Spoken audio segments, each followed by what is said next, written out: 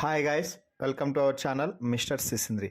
అన్నం పరబ్రహ్మ స్వరూపం అంటారు. అలాగే కోటి విద్యలు కూటి కోసమే అన్న సంగతి తెలిసిందే.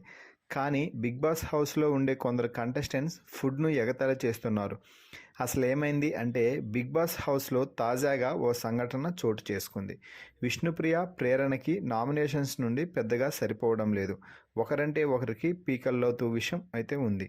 అయితే ఆ కోపాన్ని మరో టాస్క్లోనో లేక ఇంకో దగ్గరో చూపించుకోవాలి, కానీ ప్రేరణ మాత్రం విష్ణుప్రియ ఆకలి మీద కొట్టింది.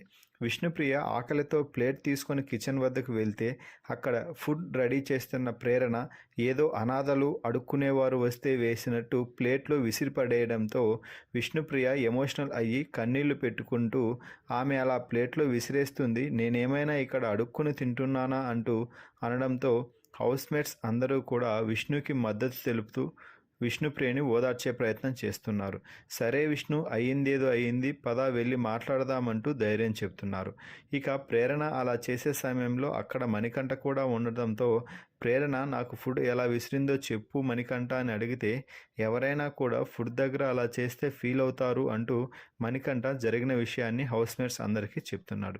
ఇక ప్రేరణ వద్దకు వెళ్ళిన మణికంఠ, ఇలా చేయడం తప్పు, ఒక అమ్మాయి ఫీల్ అవడంలో కూడా తప్పు లేదు కదా, నువ్వు అలా చేసినప్పుడు అని అంటే ఎవరికి చెప్పుకుంటావో ఏం చేసుకుంటావో చేసుకోపో, నువ్వెవరు నా దగ్గరకు వచ్చి అడగడానికి అంటూ ఓవర్ యాటిట్యూడ్ చూపిస్తుంది మణికంఠపై కూడా ప్రేరణ.